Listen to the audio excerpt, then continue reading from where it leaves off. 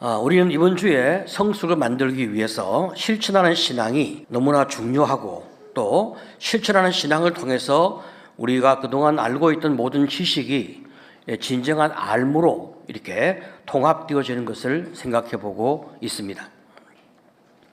이 정도면 되겠지 하는 순종의 마지노선, 그 빈틈을 우리가 다 메우면서 하나님의 말씀에 철저하게 순종함을 통해서 성숙함의 길로 우리가 가는 거죠. 그래서 우리가 이제 전도와 목장을 통하여 성숙의 길을 가고, 또 우리 가정에서 부부 관계와 자녀 양육을 통해서 말씀의 원리에 따라 살아가는 이 삶을 통해서 성숙의 길로 가는 이 맥락을 같이 생각해 보았습니다. 오늘은 마지막으로 성도가 사회 속에서 어떻게 살아야 하는지, 세상 속에서 성숙함의 방향을 우리가 어떻게 잡아야 하는지 말씀을 통해서 생각해 보려고 합니다.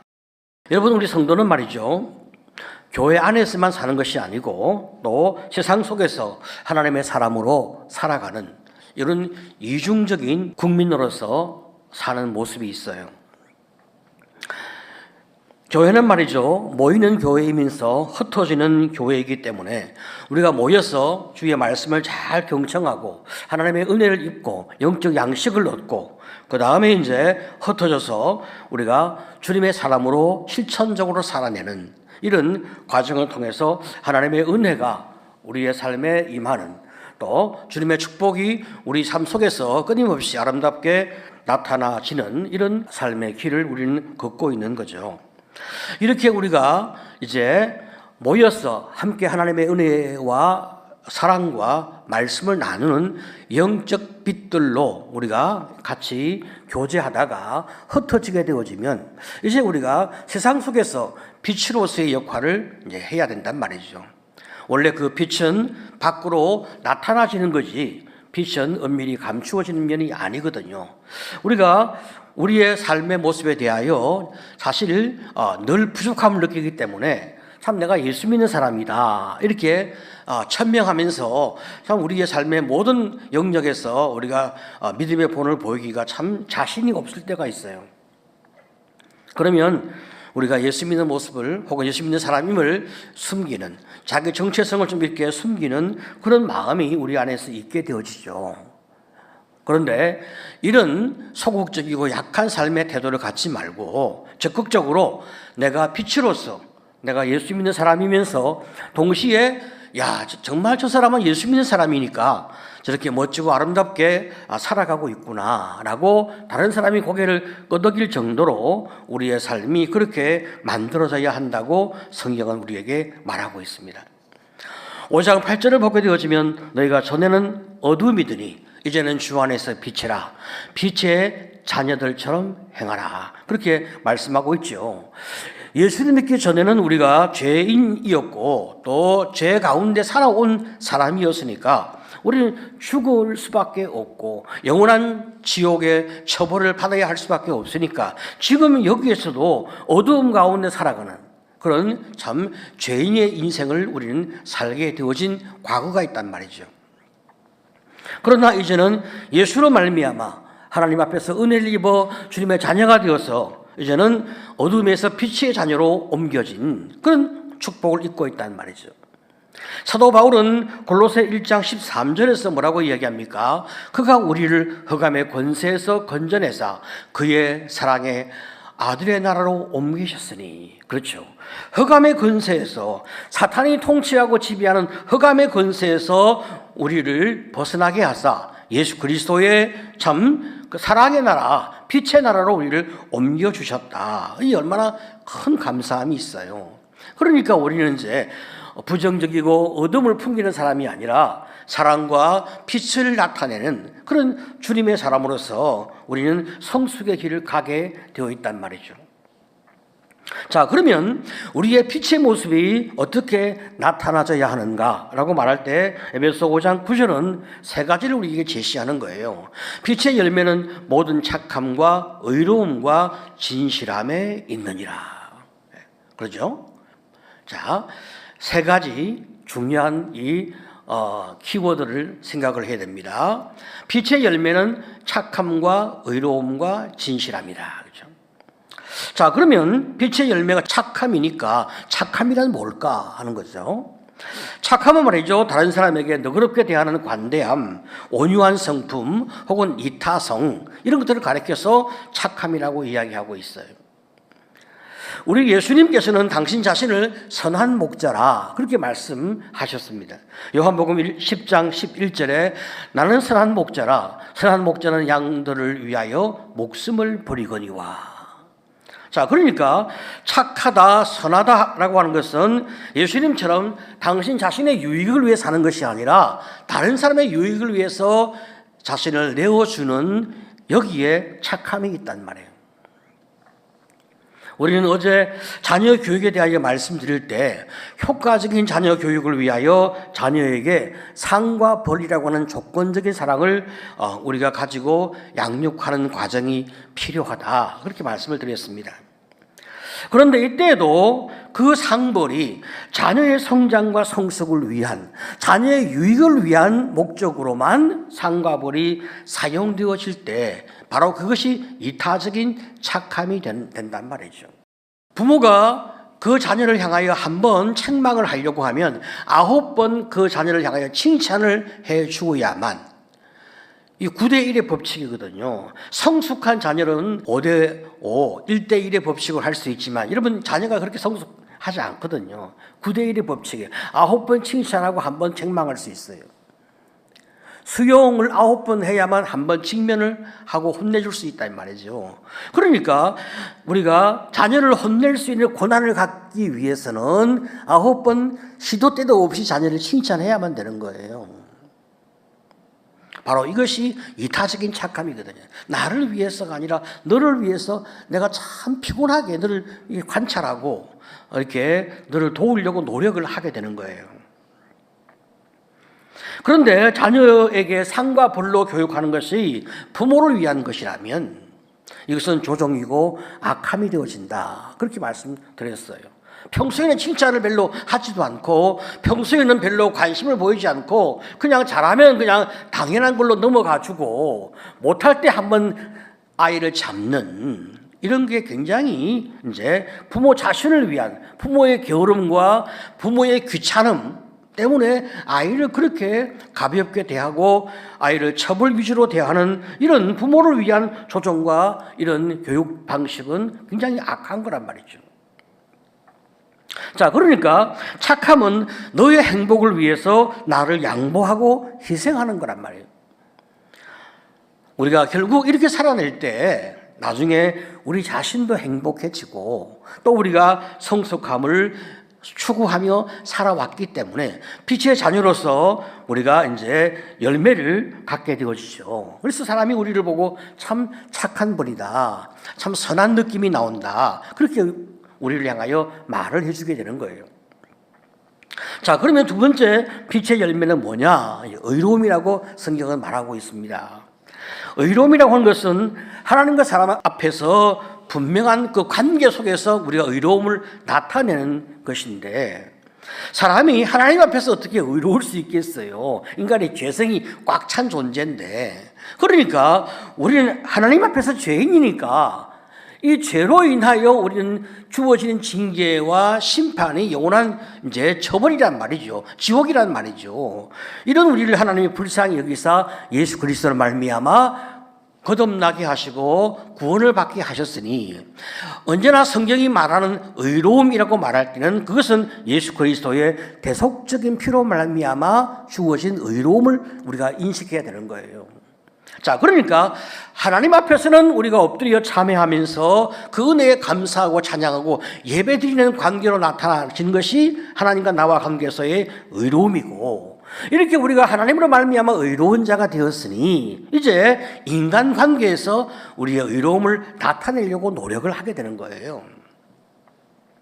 그러면 인간 관계에서 우리가 의로움을 나타낸다라고 말할 때 대체적으로 어떤 의로움을 나타낼 수 있을까? 그것은 인간관계에서 정의와 공의를 나타내는 것, 사랑을 베푸는 것, 용서하는 것, 이것이 이제 우리가 주님께로부터 받은 의를 이제 우리가 인간관계에서 그것을 나타낸단 말이죠. 특별히 이제 우리가 사회적인 인간관계를 해나가고 더 나가서 정치적인 인간관계를 해나가게 되어지니까 참 우리가 어떻게 의로움을 만들어낼 수 있을까 많은 고민을 하게 되는 거죠. 우리의 가정에서 우리의 의로움, 직장에서 우리의 의로움, 또 더 나가서 나라의 백성으로서 우리가 어떻게 의로움을 만들어낼 수 있을까? 참 우리가 기도하면서 많은 고뇌와 고민이 있어야 한단 말이죠. 가정 안에서 우리 의로움이라고 할 때 우리가 우리 자녀를 또 우리가 잘 이렇게 사랑하고 돕는 방향을 가지고 우리가 접근하면 되고, 또 부부 관계에서의 의로움도 마찬가지로 돕는 배필로 우리가 잘 배우자를 도우면 우리가 이제 우리 가족 관계 속에서 의로움을 만들어낼 수 있는데, 이제 우리가 직장에서 우리 의로움이라고 할 때는 우리가 고객을 섬기는 그런 노력을 우리가 잘 해 나간단 말이죠. 속이지 아니하고 또 진실하게 대하고 더 나가서 정직하게 우리가 이제 거래를 하는 이런 노력이 우리에게 필요하지 않습니까? 더 나가서 고객을 섬길 때 늘 그 수준에서 섬기는 것이 아니라 끊임없이 우리의 실력과 기술을 개발해서 더 좋은 모습으로 고객을 대하는 이런 노력이 우리에게 필요하거든요. 자, 그러면 이제 나라의 백성으로서 우리가 어떻게 우리가 또 의로움을 나타낼 수 있을까? 참 여러분, 이것은 또 쉬운 문제가 아닙니다. 특별히 지금같이 우리나라의 정치 상황이 매우 혼란스러운 이런 상황 가운데서는 참 우리가 우리의 의로움을 나타낸다는 것이 굉장히 어려운 문제에 있어요. 보수냐 진보냐, 국민의힘이냐 민주당이냐, 뭐 탄핵 찬성이냐 탄핵 반대냐, 참 엄청난 혼란과 분열이 우리 사회 속에 있다 보니까 부모와 자식의 견해가 다르고 부부의 견해가 다르고 친구 사이의 견해가 다 달라요. 자, 우리가 여기에서 분명한 성경적 지침과 방향을 우리가 생각할 필요가 있는 거죠. 그것은 지금 이 문제가 신앙의 본질적 문제가 아니라고 하는 거예요. 신앙의 본질의 문제가 아니니까 성경적이며 신앙적으로 우리가 이 문제에 대하여 코멘트를 할 게 없는 거예요. 현재 이 정치적인 모든 성향의 문제는 개인의 선택의 문제거든요. 그러니까 한국 교회가 어떤 방향을 제시하지 않고 있는 거죠. 이건 개인의 호불호의 문제니까.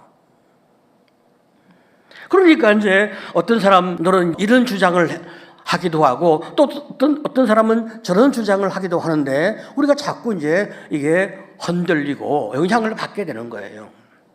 하지만 예수를 믿는 사람이라고 하면 또 누구나 사회적 관계에서 의무를 다해야 할 영역이 분명히 있습니다.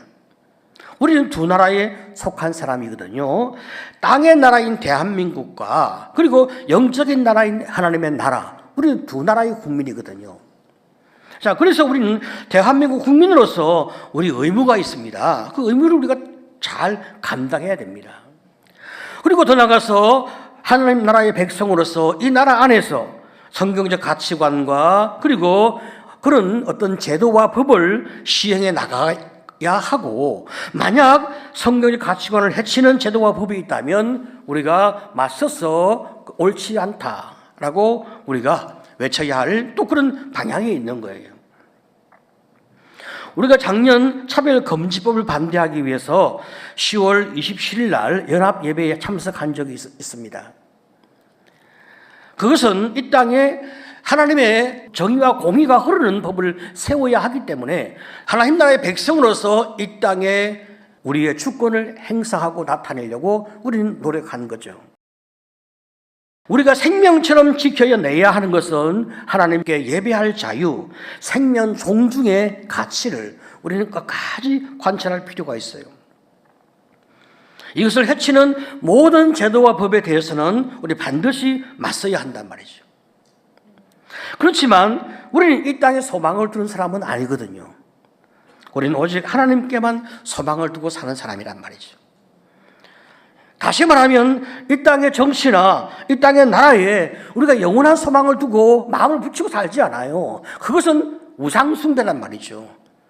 다 지나가는 나그네와 같은 인생의 삶이기 때문에 본향을 향하여 우리는 살아가는데 지금 여기에서 우리가 대한민국의 백성이기 때문에 이 나라의 안녕과 평화를 위하여 공의와 정의를 나타내기 위하여 우리가 해야 할 도리와 의무를 최선을 다해서 감당해야 된단 말이죠. 오직 하나님께만 소망을 두는 성도가 되시기를 축복합니다. 아멘. 자, 세 번째 빛의 열매는 진실함에 있습니다. 여러분, 진실함은 말과 행동이 순수하고 정직한 것을 의미하고 있어요.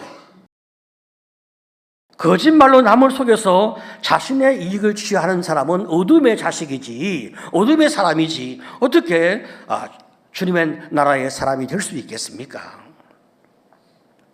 그러면 아무 때나 진실하면 되는가?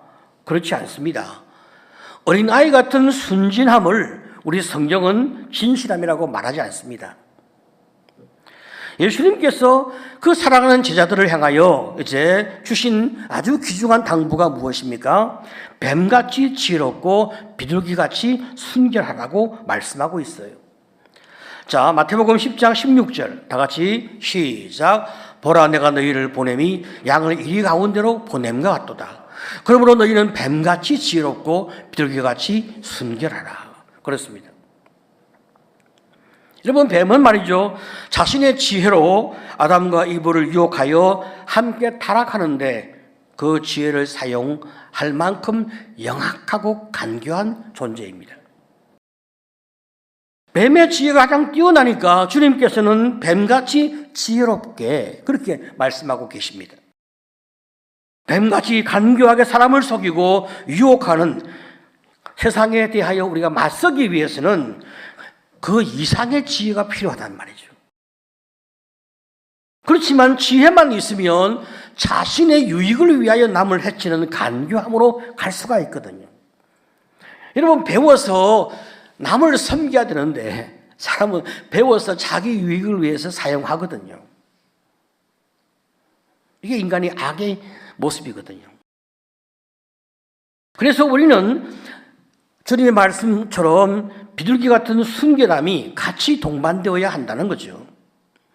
하지만 또 비둘기 같은 순결함만 있으면 바보처럼 세상에 쉽게 먹힐 수밖에 없는 거예요.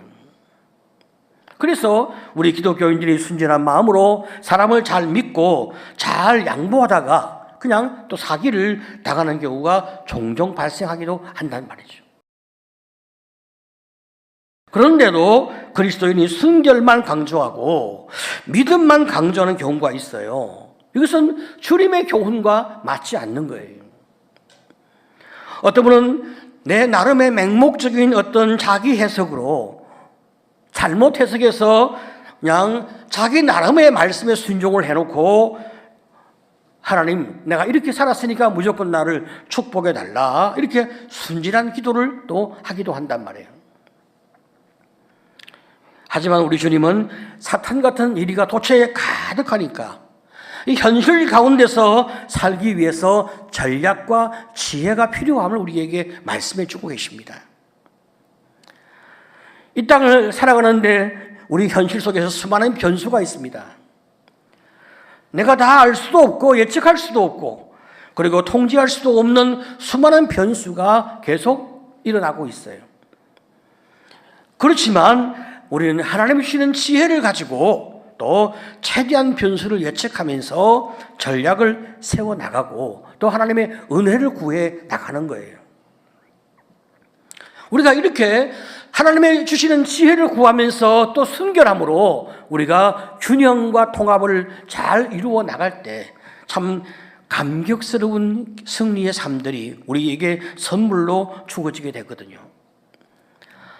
다만 이때 세상이 우리에게 적대적이고 악하게 접근한다 해서 우리 역시 악하게 돌아서서 그 적대적으로 그들을 맞이하려 하는 것, 주님이 기뻐하지 않는 거예요. 원수 갚는 것 하나님께 맡기고 너희는 악에 휘둘려 살지 말고 선으로 악을 이기라, 그렇게 말씀하고 있어요.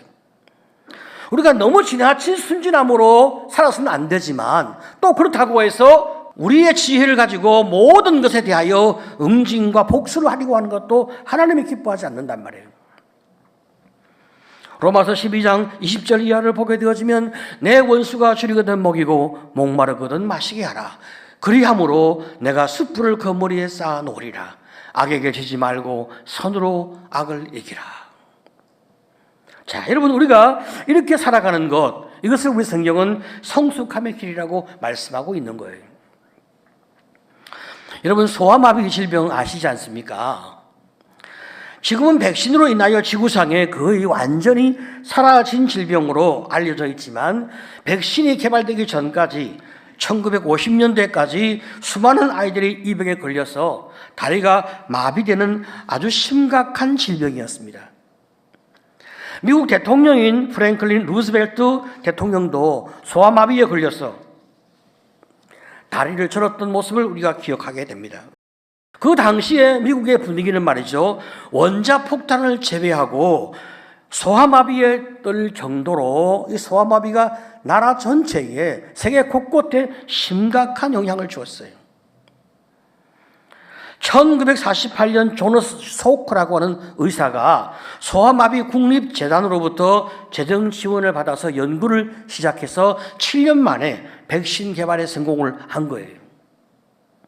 당시 미국 대통령은 아이젠하워였는데 이 소크 박사에게 인류의 은인이라고 하면서 미국 최고의 훈장을 수여해 주었어요. 수많은 제약회사들이 말이죠, 이 소크 박사에게 백신 특허를 팔라고 그렇게 요청을 했어요. 만약 그가 특허를 팔았다면 지금까지 벌었을 것으로 추정되어지는 돈은 70억 달러, 하나로 약 8조 원 정도의 금액에 해당되어진다. 그렇게 학자들은 추정을 합니다. 이 소크 박사는 말이죠, 자신의 연구는 하나님께서 인도해 주셨고 자신의 재능은 하나님이 주신 선물이기 때문에 공익적으로 사용해야 한다. 그렇게 생각을 해서 모든 제안을 거절하고 소아마비 백신을 무료로 제공을 하게 되었어요. 그 결과 세계보건기구를 통하여 보급되어지는 소아마비 백신의 공급 단가가 단돈 100원이었어요. 그 이후 소아마비 백신은 미국뿐 아니라 전 세계에 빠른 속도로 퍼져나가서 마침내 인류가 소아마비 공포에서 벗어나는 축복을 잊게 되었죠. 어떤 기자가 말이죠, 백신 특허권자가 누구냐 그렇게 질문을 했어요. 그때 소크 박사가 특허권자는 사람들이겠죠. 특허는 없습니다. 태양에도 특허를 낼 수 있겠습니까? 그렇게 반문합니다. 하나님이 주신 재능으로 개인의 이익을 추구한 것이 아니라 인류의 복지와 섬김의 길로 간 거예요. 얼마나 참 멋진 길입니까? 그러면 특허를 내서 돈을 버는 것은 잘못된 것인가? 아닙니다. 절대로 그렇지 않습니다. 우리의 수고에 대하여 응당한 대가를 받는 것은 자연스러운 일이고 그것은 또 적절한 일이죠. 제가 처음으로 책을 출판한 것이 2000년 9월 집단 상담이라는 책을 출판했어요. 이 책을 출판할 때 제가 누구든지 무료로 책을 복사해서 쓸 수 있다라고 책 제일 앞에 그렇게 딱 인쇄를 했어요. 사람을 돕는 선한 뜻의 이 책의 내용이 도움이 된다면 아무런 조건 없이 전제와 복제가 허용됩니다. 딱 이렇게 제가 글을 박아놨어요. 공유하려고. 그리고 앞으로 책을 쓰면 모든 책을 다 이렇게 쓰려고 그렇게 마음을 먹었는데 출판사에서 출판 윤리에 위배되어진다고 제동을 걸어서 두 번째 책 출판부터는 이렇게 하지 못했어요. 아마도 또 다른 분들이 책을 써서 돈을 벌고 그들도 생계를 유지해야 되니까 이런 법의 보호가 필요한 거죠. 그래서 어쩔 수 없어서 그 다음부터는 할 수만 있다면 저렴한 가격으로 책을 출판하려고 노력을 하게 되었습니다. 누구나 자신의 노력이 갖게 되어진 특별한 아이디어가 있다면 특허를 낼 권리가 있고 돈을 버는 것은 당연하고 또 자연스러운 일이죠. 자, 그렇지만 그 돈을 자기만을 위해서 사용한다면 그것은 이기적인 방향이 되어지는 거죠. 그것은 빛의 자녀가 살아갈 그런 성숙함의 길은 아닌 거예요. 하나님이 주신 그 재능, 그리고 우리의 시간, 우리의 모든 자원, 우리가 그것을 가지고 우리 자신의 행복을 위해서 쓸 권리가 있습니다. 또 우리 가족의 행복을 위해서 쓸 권리가 있습니다. 그리고 더 나아가서 교회를 섬기고 주의 나라를 섬기며 세상을 섬겨 나가는 것, 바로 그 방향이 빛의 자녀가 걸어가야 할 방향이라고 성경은 말하고 있습니다. 우리가 이렇게 믿음의 길을 걸어갈 때 점점점 자기 중심성이 놓아지고 성숙함의 길을 가게 되어지면서 하나님이 주시는 진정한 은혜, 영원한 축복이 우리의 삶에 끊임없이 주어짐을 믿으시기를 축복합니다.